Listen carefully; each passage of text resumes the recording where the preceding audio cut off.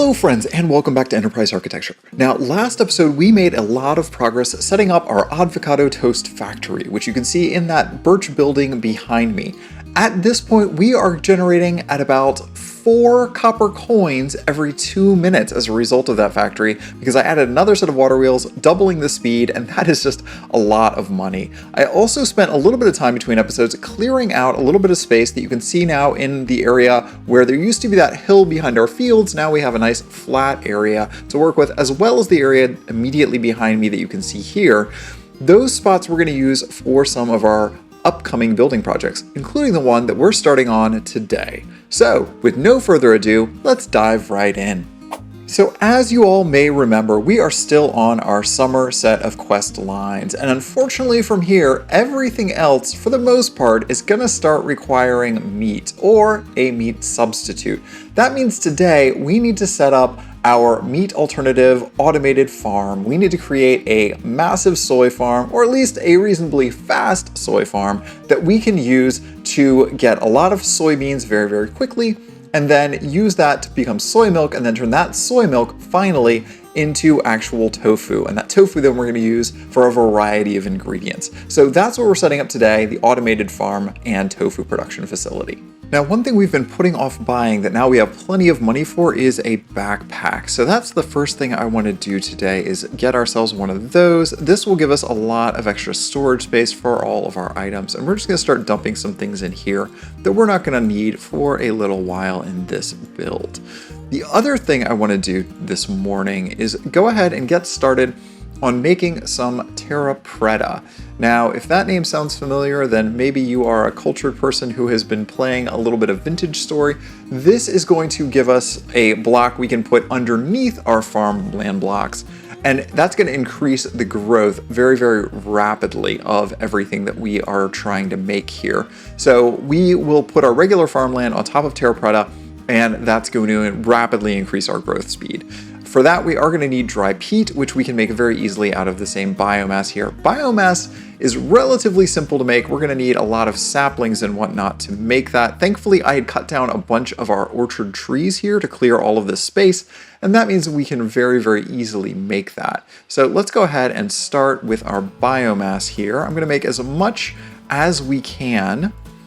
I think we have plenty here. Yeah, there we go. And I think maybe we can even make... Can we even make more? Yeah, we can make even more of that. So I'm going to take that, store my extra leaves. It looks like the thing I'm actually short on here, of all things, is actually flowers. Maybe we have plenty of flowers. Maybe we grab up the rest of these and see if we can't make a little more. And if we don't have enough, we can always get more from our flower fields here, thankfully. We very much have a lot of flowers set up. Let's keep going with this. All right, there we go. A lot of biomass now created. The next thing we need to do is make our dry peat. I grabbed up some of the charcoal that we had lying around here, and we're not going to need, I think, a ton of this, but we will go ahead and make up 2 full stacks. With that, we should now be able to make up a lot of Terra Preta. Not all of our Terra Preta, but that's going to be more than enough for our immediate intentions. We'll go back and make some more biomass later on, but let's just grab this for now. All right, and as you can see, more avocado toast still coming in, plenty of that to go around. All right, so I think the type of contraption we're going to use for our auto harvesting here is going to be one of those circular field versions of this. I always have a little trouble with these. Those of you who are longtime watchers will know that we do struggle with setting up the circular automated fields here, but I'm going to give it my best shot and see what happens. So we need to dig down 2 layers to start, because we are going to be putting in beneath this our Terra Preta that we were just talking about. So I'm going to come out about 4 blocks in each direction from this center block here, and that's going to be the size of my farm. Now, we're going to have to test this to make sure that we're not going to miss any edge blocks by doing it this way, but I think the farm that's going to be 4 blocks in each direction is about the size that we want here. Now, we're going to need to chop this down here. I think it's going to move in a circle. It's not going to move in a perfect circle, though. So we're just going to have to eyeball this a little bit and hope for the best. I think this is roughly the pattern that we can use here for this. Alright, now that we've dug ourselves a nice hole in the ground, the next thing to do is fill the bottom layer with our Terra Preta. This should go pretty quickly for us here. Just like this. And then on top of that, that's where we're going to put our farmland. Now, I believe, I'm not positive here, but since we're only going 4 blocks in any direction, if I use this middle spot with water, we should not need to have any other water sources here. We'll just grab this from the nearby puddle that we have here. And in theory, I should go ahead and put this down here and use this slot for our water, and this should, I think, just work for us to keep everything nice and hydrated. I believe that should work, but we'll find out very, very, very quickly. Alright, that looks like it's hydrating nicely. Let's go ahead and grab our soybeans here, and then we can start filling in this field. Now, we're going to leave one strip blank, and that strip is going to be where we're actually going to build our machines that are going to be used to actually cut all of this down. So all but basically one section here that we need to leave open for that build. So I think it's going to come right along here. That looks about right. All right, great. Maybe one more there. So to connect this all together, we are just going to go ahead and use our regular planks here. Maybe we just go ahead and do just like this. And actually what we're going to want to do is actually have one go straight up from here. We want the mechanical bearing to go down because we're going to point it this way. So let's see if we can get this rotated around properly. There we go. And now all we have to do is put our mechanical harvesters right onto there. And I thought I had a fourth one. Did we not get that fourth one? Ah, there we go. Okay, so now we have plenty. All right, so this is going to be supplied mechanical power from the top, and this will then rotate around here. Now, the other thing that this needs is a way to offload all of its various ingredients. So to that end, we need to do the connectors here. Where are our connectors? Ah, here they are, underneath our advanced chutes. We need to grab our portable storage interfaces. Those will connect up properly. And then, of course, we are going to need probably a couple of iron hoppers here, just like that. And let's go ahead and grab up some basic storage as well. We're just going to use regular chests for now. Okay, great. So these chests will go right on here. Our connector will then go on the edge of this. There's our portable storage interface. Let's make sure that that's pointing the right direction. We need to give that a 1 block gap before we put on the second portable storage interface. Those will then sync up whenever it comes around. And then all we need to do is make sure that we have deployers going in here to continuously keep this. Actually, I don't think we even need the deployers because I think these harvesters will leave the plants intact if I remember correctly. So we should actually be fine without deployers. I think all we need to do is pull these out into some sort of a container here. Again, we are going to use hoppers, and I think we're just going to use chests for that. Actually, you know what? I believe in our backpack we may still have, yes we do, one more drawer left. I think drawers are an even better solution. Let's put that drawer there. We'll put the hopper here. That should then be able to pull into there very, very quickly. So this is the basic interface. All that remains is to power it and also to glue it together. So let's go ahead and get started with our super glue here. We're going to go right to here with it. We're going to make sure that this bearing is connected to that. It already is. We know that that's good. So last time we used our water wheels to power this. I'm going to do something even more different this time. I'm going to actually try and set up a very, very basic steam engine. Now, a lot of you are going to complain about how I do this. I am going to do this the very, very slow way by just using campfires to start, which will indeed produce a very, very small amount of torque. And that's really all we're going to need, I think, for this setup. If we do need to upgrade, we're going to have to go up to actual burners. But as we all know, those can be very, very expensive. So let's go ahead and get into our fluid management. We are going to need a couple of sets of fluid tanks. I think we can do it with just 8 with no problem. And we're going to put it on this platform here. So we've got a little bit of room to grow as we continue to expand our base and setup. So first things first, let's go ahead and get our dirt set here on the floor to build on top of, just like that. On top of that, we are going to put our first fluid tank. We'll fill this out so that we have a full row, and then we add another row on top. So that will be the fluid tank that we're going to be using here. Now we are going to need to get some water into that fluid tank.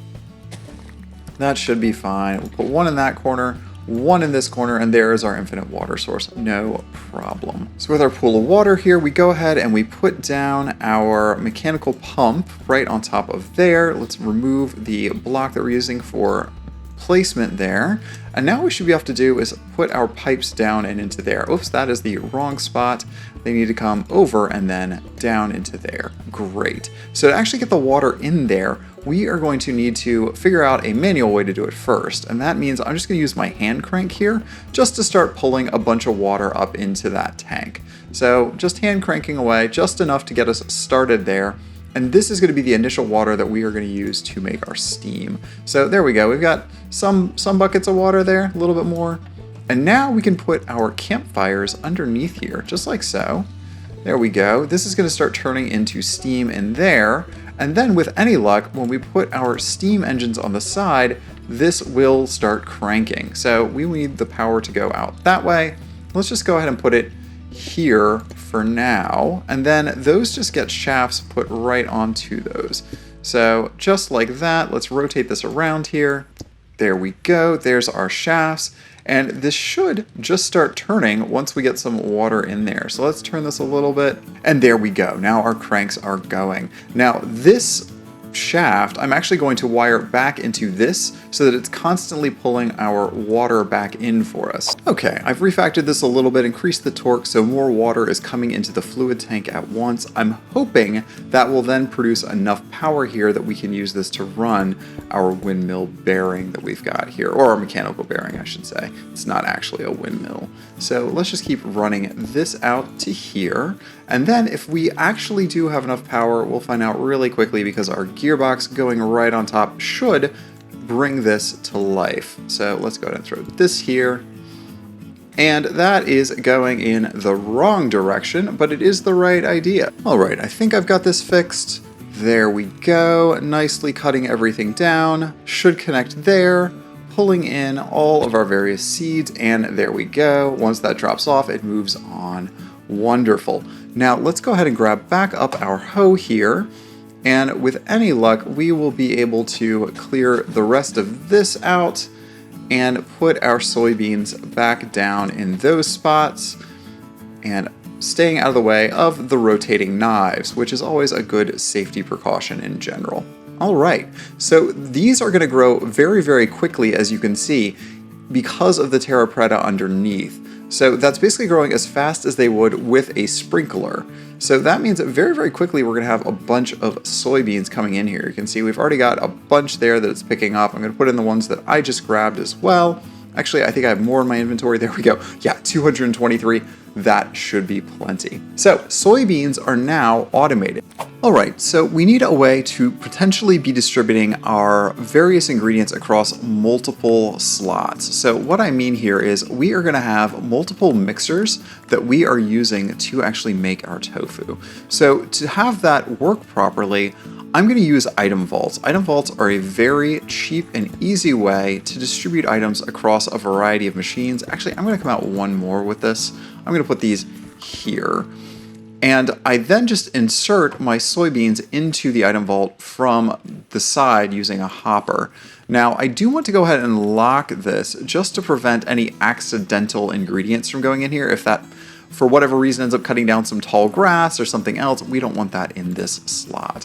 Okay, so now this, you can see the item vault is getting all of those lovely soybeans. Now to pull everything out, we are not going to need anything that's especially fast or sophisticated here, but I do need to get a couple of sets of hoppers here. Let's just get one set of wooden hoppers to start. And now the next thing we are going to need is going to be a basin to actually mix our fluids in. And we are going to need a mixer to actually do the mixing here. Now, if I remember correctly, let's go ahead and look at our recipe for our tofu. we are going to make this in a compactor, and that does need to be heated, but the soy does not need to be heated. The soy milk here does not need any heat, so we can literally just pull out of this item vault directly into our basins. So let's put our basins down here, and we are going to be putting our wooden hoppers onto the back of that when we do get it set up. But we need to put our mechanical mixers down right here on this block. There we go. Okay, and then the soy milk will get pulled off the side of this. Now the only thing that remains is this does need water to be supplied to it, so I'm actually going to make that go underneath here. That's going to be the easiest way to route those pipes, is through a channel that I'm going to have here. So that'll go down this way, and I believe just on the other side of this wall, yeah, we do have a infinite water source, or we can actually build a new infinite water source if we want, which actually might be the best way to go here. Let's go ahead and grab this up. Okay, there is our infinite water source. That's going to come up into this set of fluid pipes, and these are going to flow along the bottom. So that should then put water into this once we start giving it some power. So just like that, and here, and then with any luck, this should work without breaking everything. It looks like it is. Looks like water is filling into that basin. That's what we like to see. And all of that's good. Okay. Now, that also means that we could potentially run all of our machines off of this gear as well here. So let me see if this is an elegant thing that I can do, right? Like that maybe? Yeah, I think that'll work, but we do need to go ahead and use one of our remaining casings so that we can put another block on here without it spinning. Let's do that. Let's do this. All right, all that's still going. All right, so that one engine that we've got there, the one steam engine, seems to be powering a lot more than I would have suspected. That is wonderful news. Now, this is where things get a little bit complicated here. So we need to extract only our soy milk out of here, and that means our mechanical pump needs to be moving in this direction here. That's the opposite direction. There we go. So we're going to leave the filter on something nonsensical until we at least have some soy milk in there. Let's break back our pipes for a second. That won't flood very far if it does flood. We're just going to put this here so it stays flooding right there. Okay, that's just going to lock in place. And now we have exactly one basin of water here. Let's go ahead and start putting our actual soybeans in here, just like that. And this should then become a full bucket of soy milk for us here very shortly. Almost there.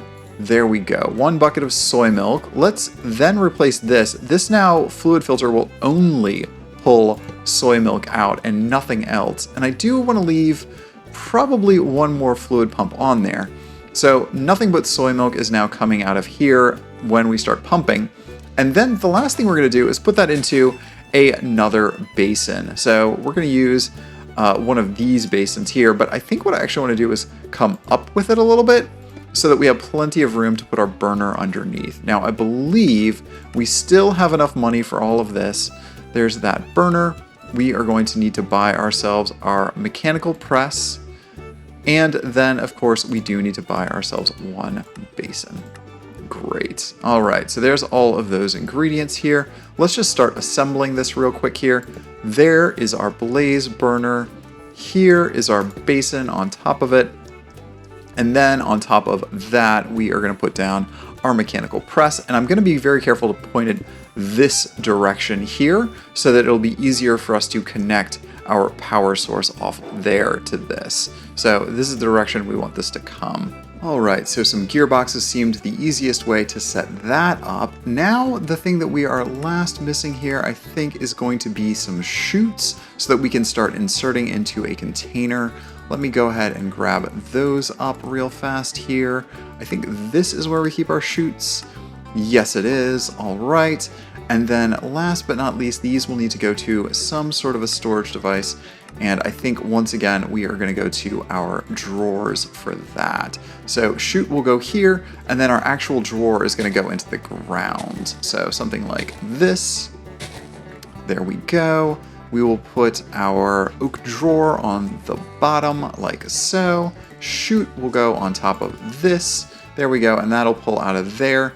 We are going to go ahead and make our first container of this. There we go. Put our soy milk in there manually. And I had found a bunch of coal right here underneath this edge when I was mining it out. So thankfully we can just put all of this into our blaze burner, let that go for a while, and that looks to have made our first piece of tofu. Wonderful. Now we can get the rest of this going by just going ahead and setting up some gears here. Let's go ahead and put this in place and this in place. That gear is now spinning. That's going to pull our soy milk into here when it gets made. And to make sure it gets made, we just remove these and put our pipes back in place. Pull this out, and then our two pipes go here and our pipe goes here. And let's clean this up real quick. We just need to put a block in place just like that. There. Okay. So now, with any luck, our soy milk is slowly filling into here, into this basin. That gets stomped down and it makes tofu. All right, so this is now automated. This is a fully functional tofu machine. Now, of course, we do have to worry about the health inspector, so let me take one little boop and close this in nicely. All right, so clearly this is not the most elegant facility I have ever built. I literally just put oak plank walls up and some wall lanterns and just kind of called it a day, because I'm going to be expanding this dramatically over time, and it's really not worth building all of this out since I am going to have to redo and replace a lot of this, especially once I get real pipes. That's going to make this all go a lot smoother. So since this is going to be a very deliberate build to be torn down, I'm just leaving it in an oak box for now. That's good enough. And this will then produce right out here all of our tofu coming out the side here that we can collect it whenever we are full up. Now, the only thing on this that is not currently automated is, of course, our blaze burner here. That is going to be a problem for us because we are going to have to feed this continuously by hand until we actually get this automated. So we're going to need to use deployers or maybe straws and some sort of a liquid fuel, something like that, to get these blaze burners going properly. And so now our tofu facility is done. We are producing tofu in pretty decent quantities that we can now use for the rest of the quests in spring to complete all of those other recipes that we need to make. So we are very, very well set up to progress from where we're at now. Hopefully you all thought it was as impressive as I do how much you can actually run off of just a little tiny steam boiler just powered by campfires, no blaze burners needed. It's almost as good as cheating. I really love how much you can actually get done with that. I probably have more efficient ways of doing this, like water wheels or otherwise, but this works really great for what we've got going on, so I'm pretty happy with it. But with that, that brings us to the close of yet another episode of Enterprise Architecture. Thanks again for watching, and we'll see you back here next time. Bye, friends!